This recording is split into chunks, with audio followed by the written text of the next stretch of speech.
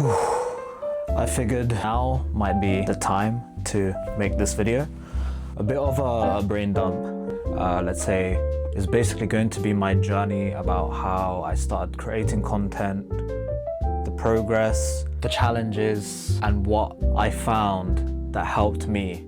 And I'm hoping this might resonate with some of you. It might be people trying to start content, someone that's a bit hesitant in starting content. But really it's just a big brain dump for me, but also kind of becoming vulnerable for the people that are watching, to find my audience, to reintroduce myself in a way if this is the first video you're gonna watch, and why I've started to create YouTube videos. So if we started off back to one of the reasons why I started creating videos is just the fact that one of my best friends passed away from cancer, and before the funeral they were asking if I have any photos and videos. At the time I didn't really like creating content. Of course I took pictures, of course I took videos, but that's only when something's funny or we're doing some random stupid stuff and it's like for the memories. I never thought day to day documenting my life would become so important until I was asked that question. So I basically made a bet for myself, not really a bet, but I told myself that maybe I should start documenting my life. I like photography enough. I like taking random photos on my phone before, taking 3-second videos that I called aesthetic, uploading it to my story, and not a realization that I should take it to the next level, but if I'm already recording those useless moments, what if I start recording those valuable moments to me? So I basically I met a friend, Jed, shout out if you're watching this. I don't know if you are, because you never do, I'm joking. And he told me that I had a vision for taking photos and taking videos. I did have a camera that I bought back in 2022, 2021. It was the Fujifilm X-T30 Mark 1, because Mark II wasn't out there. And I hated it.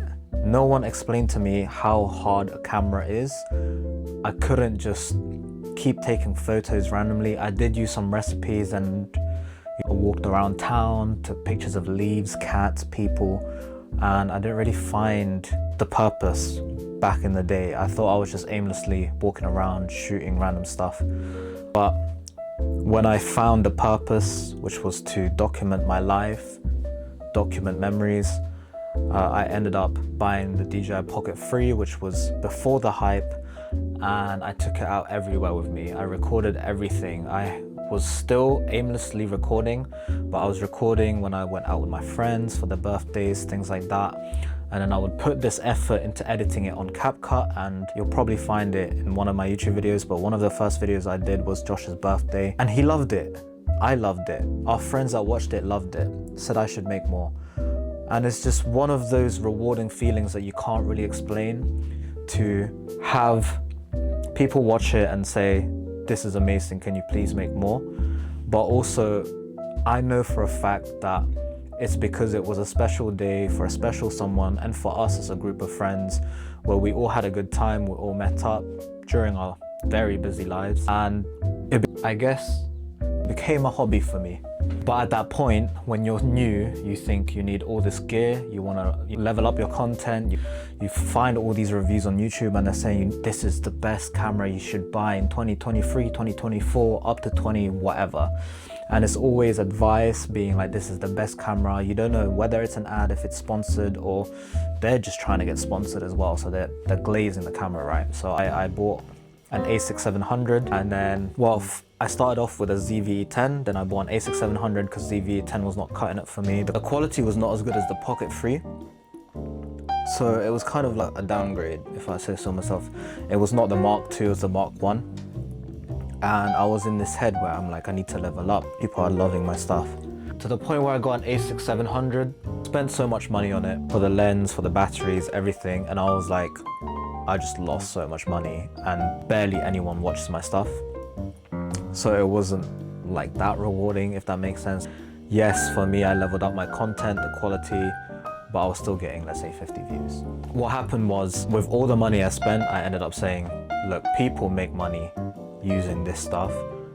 How can I make money back, essentially? And I went on a shoot with Jed, who forced me to go full manual on the camera. and that basically forced me to learn my camera in and out. He did explain some stuff, but I was also in a space where I needed to shoot. So I wasn't only learning about how to use a camera, I was learning how a videographer and photographer talks to their clients and how they set up and the whole process of it.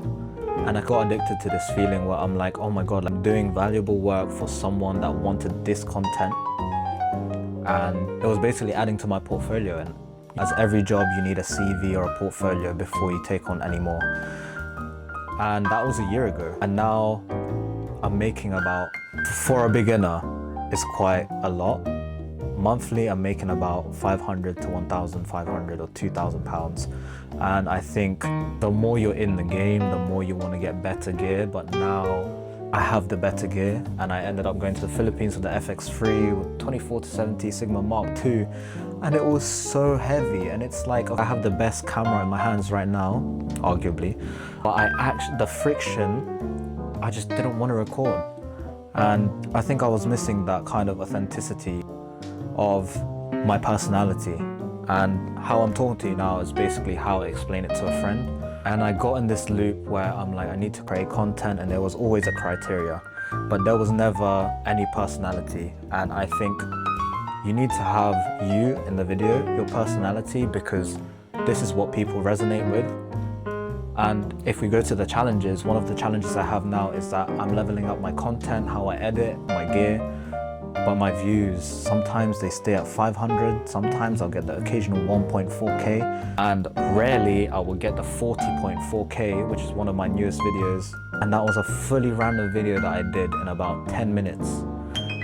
And it's just so confusing and obviously demotivating, but all I want to do is create content. And going back to basics is that I promised myself that I'm going to document my life more, no matter how it is.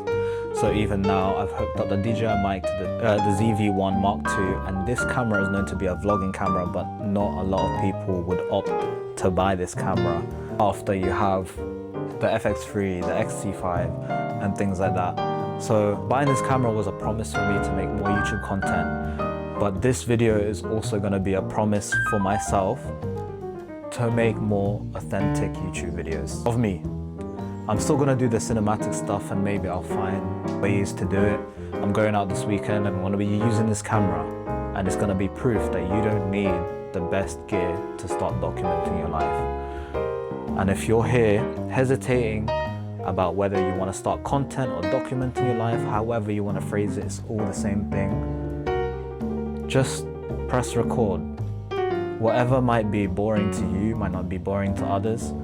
The same way I see recording in London as boring because I'm always in London and it's nothing new for me. Obviously going to another country is like, I want to press record everywhere. But you will learn that when you press record everywhere, you'll lose the motivation to edit. So whatever you like to see, whatever you like to talk about, just do it, because that's you. You might find someone else with the same interests or same topics that they want to talk about, and you make friends, you have viewers. So this is it. I don't know where this video went. It's me being candid the whole time, just talking to the camera. But if you want to make content, if you want to invest in gear, do it. But you can't ignore the challenges that come with buying the best gear. It's too heavy, too big, everything. Start with your phone. Start with a ZV-1, not even a Mark II. Start with a ZV-E10. Get a DJI Pocket 3 or Action. Before you watch reviews, just say, what am I going to use it for? If you're going to be out and about, underwater, climbing, adventuring, get an action camera. DJI the best. If you're a vlogger, just want to walk around town or even in your house, just talking to the camera, get a Pocket 3, because that's not allowed in the rain. If you want to start photography, get a Fujifilm. It makes photos easier for you. Just find a recipe. If you want to get into video, just get a video camera. Any camera will do. The thing is, it's not about the quality, and I'm finding that out very late. It's not about the quality, but the content that you make and the things you talk about.